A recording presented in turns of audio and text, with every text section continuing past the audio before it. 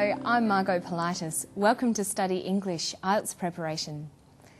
Today we're going to look at the use of pronouns in a story about durian orchards. English uses a range of pronouns for different functions.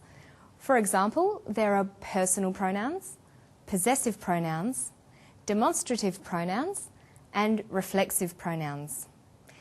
Today, we're going to look at demonstrative and reflexive pronouns. But first, we're going to meet Laura Fitzgerald, a durian researcher. She is describing a durian leaf. Listen to how she uses the demonstrative pronouns this and that. This is the underside of the leaf, and we're seeing it at a 406 times magnification. These are the hairs that you see here. This is one of the reproductive structures of the pathogen, and it's called a sporangia. And what's happened is it's been in a drop of rain, it's splashed onto the underside of the leaf, and it's gotten caught in the hairs, and it's what we call germinated and started to grow across the surface of the leaf. New research is investigating ways of inoculating or vaccinating durian trees grown in orchards with the good fungi to help the plant protect itself from disease. She says, this is the underside. These are the hairs. Demonstrative pronouns demonstrate both distance and number, how close something is and how many there are. We can show this on a table.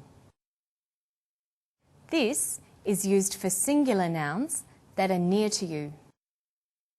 These are used for plural nouns that are near to you. Laura is looking at a durian leaf and referring to part of it. The leaf is very close to her, so Laura refers to it using the demonstrative pronouns for near things, this and these. This is the underside. These are the hairs. Now listen to Dr. David Guest discussing the effect of the typhoon on the durian orchards. In 1994 in Thailand there was a typhoon around Chanthaburi, which is the main growing area. What happened after that typhoon is that some of the trees were damaged by the strong winds, but after that typhoon there was an epidemic of Phytophthora, and some orchards were completely destroyed by that epidemic. He says, that typhoon, that epidemic. That is a demonstrative pronoun used with singular nouns that are far away. Those is used with plural nouns that are far away. The typhoon was distant or far away from the speaker. It was in Chanthaburi, Thailand. The typhoon was also distant in time. It was years ago, in 1994. This is why he refers to it as that typhoon. So demonstrative pronouns apply not only to spatial relations, near and far, but also to time relations, now and then. In both cases, the pronouns convey distance. Let's look at some examples. I like this new movie better than that old one. This movie means a recent movie, a movie close to now in time. That movie means an older movie, more distant in time. These biscuits are nicer than those. These biscuits means they are physically close to the speaker. Those biscuits are further away. Listen to Dr. David Guest again, using that for a different grammatical purpose. In 1994 in Thailand there was a typhoon around Chanthaburi, which is the main growing area. What happened after that typhoon is that some of the trees were damaged by the strong winds, but after that typhoon there was an epidemic of Phytophthora, and some orchards were completely destroyed by that epidemic. He says what happened is that some of the trees were damaged. The word that is not used as a pronoun here, but as a complement introducing what happened. We can remove that and the sentence means the same thing. What happened is some of the trees were damaged. You will see that used as a complement most commonly when reporting speech, ideas or feelings. He said that. She argued that. They felt that.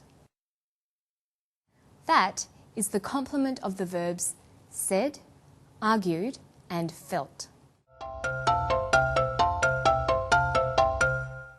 By now, you should be familiar with using demonstrative pronouns to make reference to time and space. Let's look at another group of pronouns, reflexive pronouns. There is one used twice in this clip. See if you can pick it. Because there's a growing Asian population in Australia, there's a growing demand for durians. So we import durians, mostly from Thailand, and Thailand's certainly the world leader in durian production. Throughout Southeast Asia, it's the most popular tropical fruit, and the industry itself is worth somewhere between $2 or $3 billion a year. New research is investigating ways of inoculating or vaccinating durian trees grown in orchards with the good fungi to help the plant protect itself from disease. He says the industry itself. Itself is a reflexive pronoun. One of the functions of reflexive pronouns is for emphasis, to mean that person or thing and nobody or nothing else. For example, the house itself is beautiful, but the street is a bit noisy. I wasn't happy with the service, so I went to confront the manager myself. In these examples, the reflexive pronouns itself and myself refer back to the subjects of the sentences, the noun house and the pronoun I. They add emphasis to the statements. Let's look at the whole group of reflexive pronouns in this table. I might want to emphasise myself if I am speaking in the first person, or ourselves if I am talking about me and my friends, using the plural form. I could speak in the second person about yourself or yourselves. Using third person, I can emphasise himself, herself, itself, or oneself. The plural form is themselves. All of these words are reflexive pronouns that can be used for emphasis. Listen to the clip again. Because there's a growing Asian population in Australia, there's a growing demand for durians. So we import durians, mostly from Thailand, and Thailand's certainly the world leader in durian production. Throughout Southeast Asia, it's the most popular tropical fruit, and the industry itself is worth somewhere between $2 or $3 billion a year. New research is investigating ways of inoculating or vaccinating durian trees grown in orchards with the good fungi to help the plant protect itself from disease. The reporter says to help the plant protect itself from disease. The reflexive itself refers back to the subject of this clause. The subject and the object are the same, the plant. A common use of reflexive pronouns is to refer to actions where the subject and object are the same person or thing. For example, I cut myself shaving this morning, not I cut me. I got out of the bath and dried myself, not dried me. We made ourselves a cup of coffee, not made us. Okay, so today we've looked at pronouns. We've talked about demonstrative pronouns, this, these, that, those, and reflexive pronouns like myself, yourself, itself. To find more help on pronouns, you can visit our website anytime. You'll find today's story, transcript, study notes and exercises. That's all for today. I'll see you next time on Study English. Bye-bye.